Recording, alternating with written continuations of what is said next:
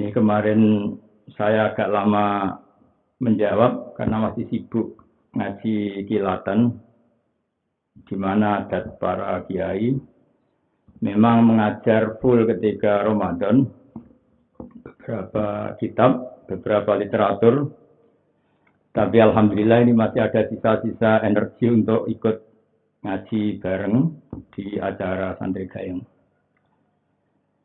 Saya paling ingin dan paling sangat ingin di mana di Ramadan ini banyak membaca Quran. Baik membaca secara qiraatan ya, karena membaca ayat-ayat Quran itu sudah ibadah, meskipun tidak paham nilainya sudah ibadah. Atau syukur-syukur membaca dan menjadi bimbingan. Saya beri contoh, membaca meskipun nggak paham itu baik. Saya beri contoh begini. Ada orang yang semalaman itu jagungan sama keluarga, bercengkrama ringan. Ya bercengkrama saja, mungkin cerita masa lalu, cerita lucunya cucu atau lucunya anak. Tapi di malam itu ditulis oleh malaikat bahwa malam itu keluarga ini tidak maksiat. Tidak dugem, tidak narkoba, tidak ke tempat-tempat yang maksiat. Ini pentingnya ngaji. Jadi saya lama sekali ngaji usul fikih sama aganya Gus Yasin, Haji Memon Zubair. Di antara kebaikan agama ini adalah meninggalkan kemungkaran. Meninggalkan itu sesuatu yang nggak butuh modal. Kalau kita untuk dapat pahala sholat, itu kita harus sholat. Untuk pahala haji, kita harus haji. Tapi ada kebaikan yang kita tidak perlu modal, yaitu tarkul mungkarat, meninggalkan hal-hal yang dilarang Allah Subhanahu wa taala. Jadi barokahnya kita bercengkrama dengan keluarga, asik. Kalau dalam bahasa santri ya santri gayeng, guyon-guyon sama teman, sama tetangga. Tapi efek dari itu atau min lawazimi dzalik, efek dari itu pasti saat itu juga kita tidak maksiat. Tahu-tahu sudah pagi. Kita tidak menyaksikan maksiat di kerumunan, tidak macam-macam. Nah kira-kira juga seperti itu. Kalau orang baca Quran tidak paham, setidaknya dia menyibukkan diri dengan kalamullah, dengan sesuatu yang baik. Efek dari itu pasti saat itu tidak maksiat. Sehingga kalau ada orang tanya, kenapa sih Gus baca Quran tidak paham kok dapat pahala? Satu jawabannya itu kalamullah. Nomor dua, sebagian kebaikan itu adalah meninggalkan kemaksiatan. Dan meninggalkan kemaksiatan itu bisa dilakukan dengan hal-hal yang gampang. Maka di antara kelebihannya Ramadan itu ada kalimat, ada naumus shaim ibadah. Tidurnya orang puasa itu sudah ibadah. Filosofinya gimana? Di mana-mana orang tidur itu ya tidak nyuri, tidak ngerasani orang, tidak gosip, tidak melihat hal-hal yang maksiat. Jadi tidur punya nilai positif, tarkul mungkarat. Saat tidur Anda berarti meninggalkan semua keburukan. Jadi, nah kedua, ini yang lebih utama lagi, syukur-syukur bacanya itu paham.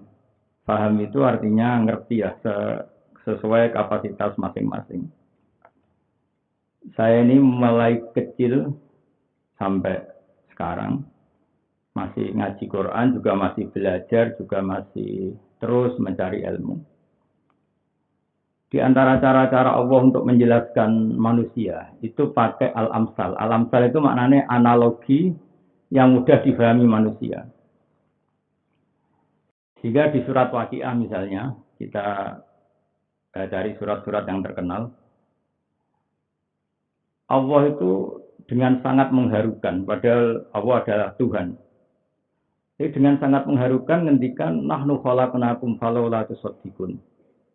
Mbok ya kalau nyembah yang perlu disembah itu mbok yang punya reputasi menciptakan.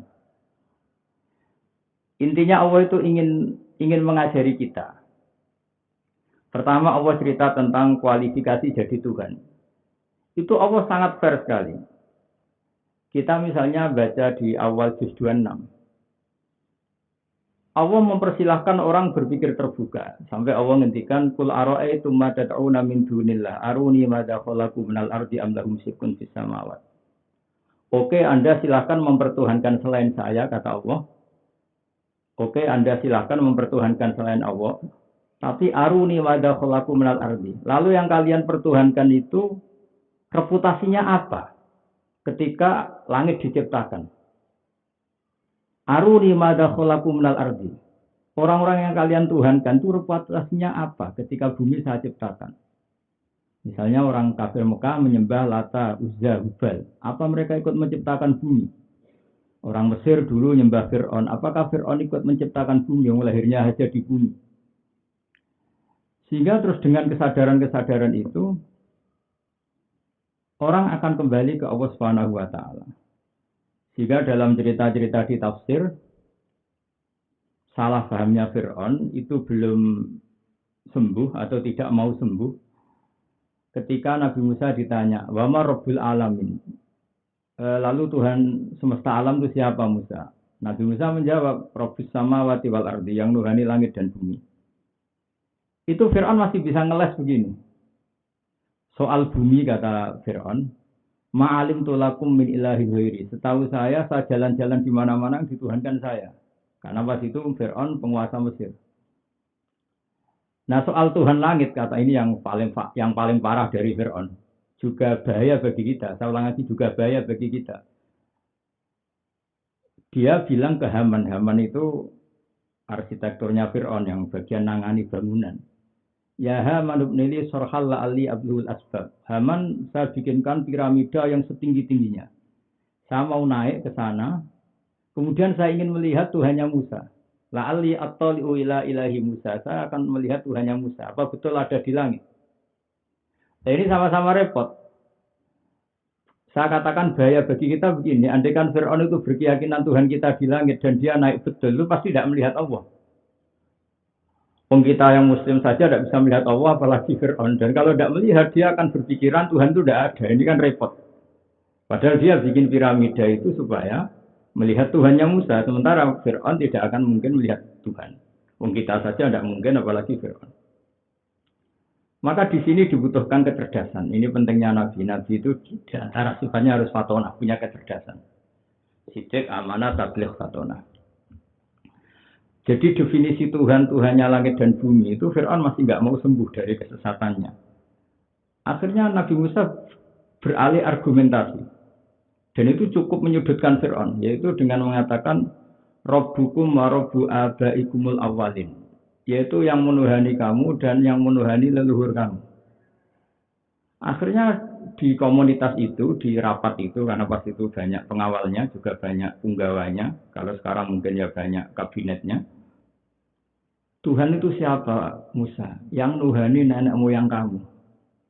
Itu separuh dari pengawal Fir'aun itu banyak yang Islam. Karena kalau Fir'aun itu Tuhan, berarti nenek moyangnya itu tidak punya Tuhan. Karena Tuhannya baru lahir, ada tahun kelahirannya, ada KTP-nya, ada mungkin aktenya. Nah, ini kan jadi aneh. Makanya nyifati Tuhan dengan istilah Tuhanmu dan yang nuhani leluhur kamu. Mereka baru tersentak sadar ya, kalau Fir'aun Tuhan, banyak Tuhannya siapa? Tuhannya aja baru lahir kemarin. Nah itu termasuk argumentasi yang mematahkan keangkuhan Fir'aun mengaku sebagai Tuhan. Itu juga cara-cara kita untuk mendekatkan Allah lewat membaca Al-Quran. Jadi membaca Al-Quran itu qiraatan wa tadabburon, membaca secara kita baca atau ya syukur-syukur dia ngenangan.